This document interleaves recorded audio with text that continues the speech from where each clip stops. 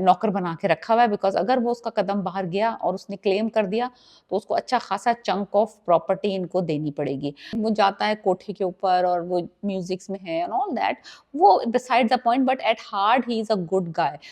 तो literally drama जो है ना, ओवरऑल जो है, इट्स प्रिटी से predictable but interesting. Hi guys, मैं फिर हाजिर हूँ। हम डिस्कस करने जा रहे हैं drama serial Ghulam Badshah Sundari, episode 5 and 6। दो दफा ये हफ्ते में आता है, मंडे एंड ट्यूसडे। कास्ट में है जावियार, नुमान, एजाज, इमरान अशरफ, और लड़की का नाम है I think Hina, Hina Afridi, I think so. Alright, so that is besides the point. ड्रामे की स्टोरी बहुत प्रिडिक्टेबल है, मजेदार है लेकिन प्रिडिक्टेबल है। 5-6 एपिसोड में आपको सारे जो राज हैं ऑलमोस्ट सारे खुल चुके हैं। अगर आप थोड़ा सा इस पे ध्यान दें कि कौन क्या बोल रहा है, थोड़ा बहुत।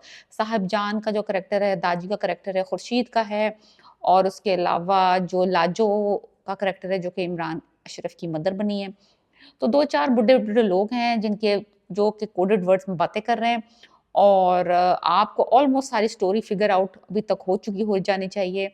तो मुझे जहाँ तक ये अंदाज़ा हुआ है कि जो खुर्शीद है, जो कि दाजी की बहन है, फूफो, उनको उन्होंने नकली तलाकनामा देके ये यकीन दिलाया है कि उनके शौहर ने उनको तलाक दे दी थी, और वो 22 साल से उन्होंने उस तलाकनामे के साथ वो कमरे में बंद बैठी हैं। उनको पता नहीं है कि वाक़ई में जिस हस्बैंड के साथ, जिस आदमी के साथ उन्होंने शादी की थी, ये लव मैरिज थी, वो वाक़ई उसने तलाक दिया है या इन्होंने उसको मरवा दिया है। इनका एक बच्चा भी हुआ था जिसको ये भी नहीं पता कि वो लड़का हुआ था या लड़की हुई थी। अब मेरा प्रेडिक्शन आता है यहाँ पे मौजूद। मुझे लगता है कि जो सुंदरी है, वो बादशाह की फूफी की बेटी है, और जो यानी कि सुंदरी के जो फादर थे, वो एक कम हैसियत के बंदे थे, टीचर थे, और उसके साथ इस बंदी ने शादी की थी, क्योंकि ये पढ़ी-लिखी लड़की दिखाई है, किताबें-वताबें रखी हुई यानी कि उनके कमरे में।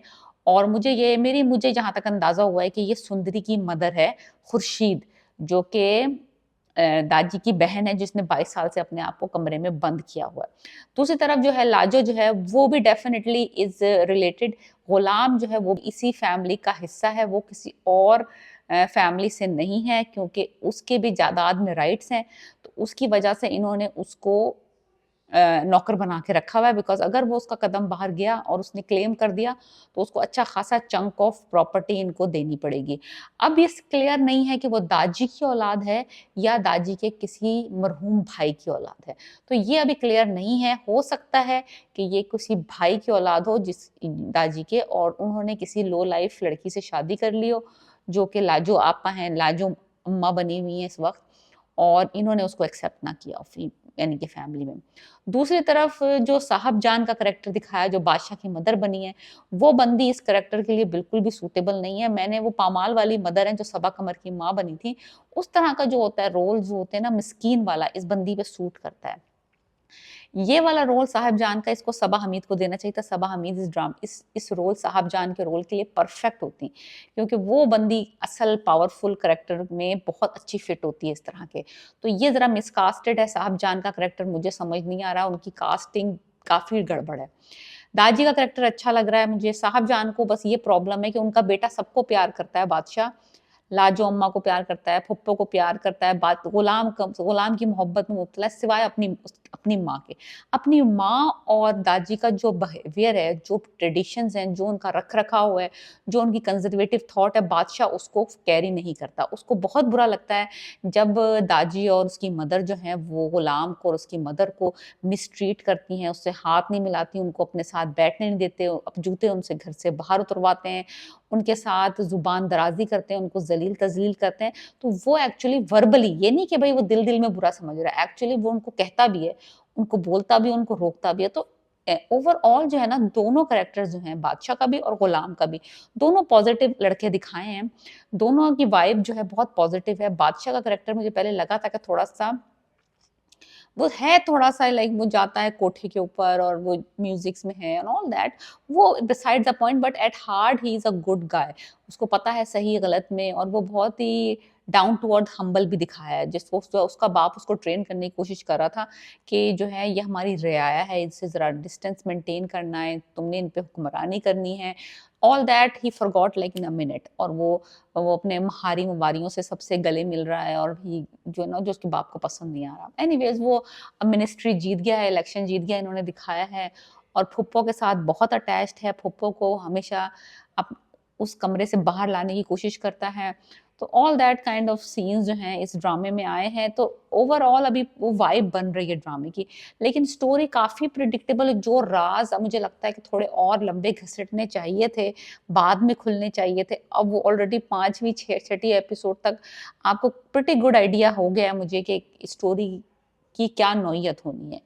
और जो साहबजान हैं उन्होंने अपनी भतीजी से, लाइक भाई की बेटी, एक मर्क, मर्क क्या नाम था, like MURK, murk, that is, मैंने कभी ये नाम नहीं सुना। ख़ैर एनीवेज़, जो बिगाड़ना चाहो ना नाम, वो बिगाड़ लो। मर्क नाम की एक कोई भतीजी है उनकी, वो उससे बादशाह की शादी करना चाहते हैं। उसका भी थोड़ा-सा सीन दिखाया।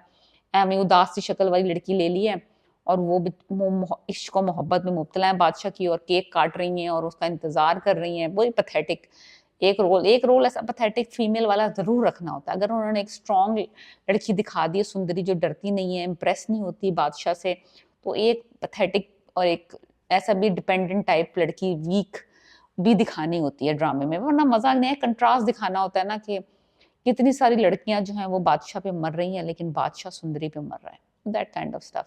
सो एनीवेज, गुलाम को उसकी साहबजान ने ऑर्डर दिए हैं कि भाई मेरे बेटे को तुमने उस लड़की से दूर रखना है, जैसे कि बादशाह उसके काबू में है, और दूसरा ये है कि तू उसको राजी करो कि मेरी भतीजी से शादी करे।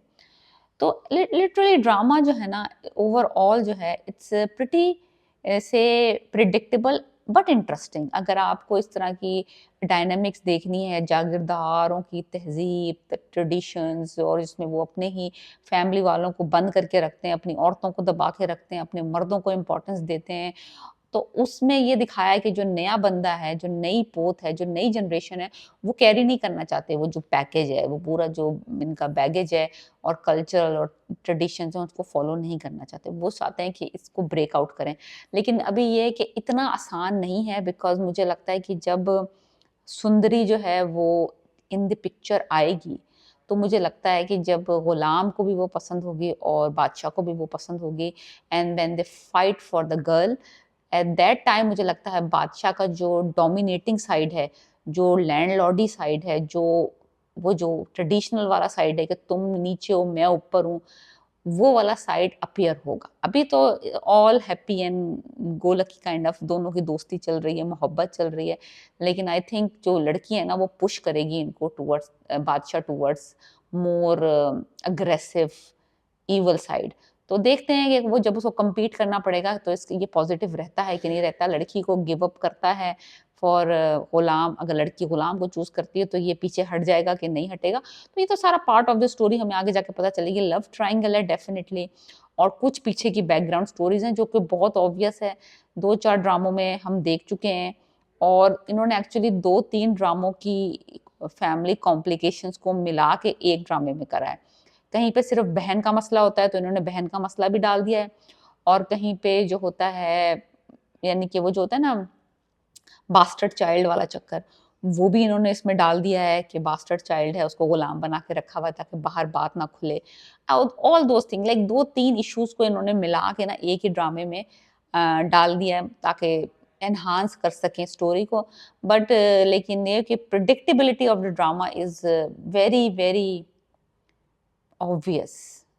सो लेकिन मज़ा आ रहा है मुझे, म्यूज़िक बहुत अच्छी लगती है इस ड्रामे की, बिल्कुल ताम south Indian type action movie type जो है म्यूज़िक है, और बड़ा ही अच्छा कॉम्बिनेशन लग रहा है। नुमान एजाज के जो बेटे हैं, ज़ावियार नुमान, उनका और इमरान अशरफ की केमिस्ट्री बहुत अच्छी है, वो ब्रो रोमांस चल रहा है उनमें। और सुंदरी का तो इतना रोल था इसमें, इस ड्रामे के 2 एपिसोड में सुंदरी इतनी अपीयर नहीं हुई है। Majority of the time romance दिखाया उन्होंने बादशाह का और गुलाम का, जो कि I like it. It's not a big deal. If you tell me that rate this drama, I say 6 out of 10 for now, but it can improve.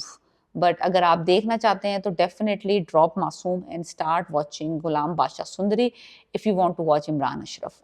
So let me know what do you think about this drama and my reviews and और आप मुझे बताएं कि आपको इस ड्रामे में क्या अट्रैक्ट कर रहा है, आप क्यों देख रहे हैं ये ड्रामा, बिकॉज इसकी व्यूअरशिप तो बहुत अच्छी है, लोग बहुत देख रहे हैं, एंजॉय कर रहे हैं। मेरे लिए तो इमरान अशरफ नंबर 1, नंबर 2 इसकी म्यूजिक बहुत अच्छी है, नंबर 3 इसकी मुझे वो जो अमीर गरीब वाला चक्कर होता है, मैं I am sucker for that. So let me know and please subscribe my channel.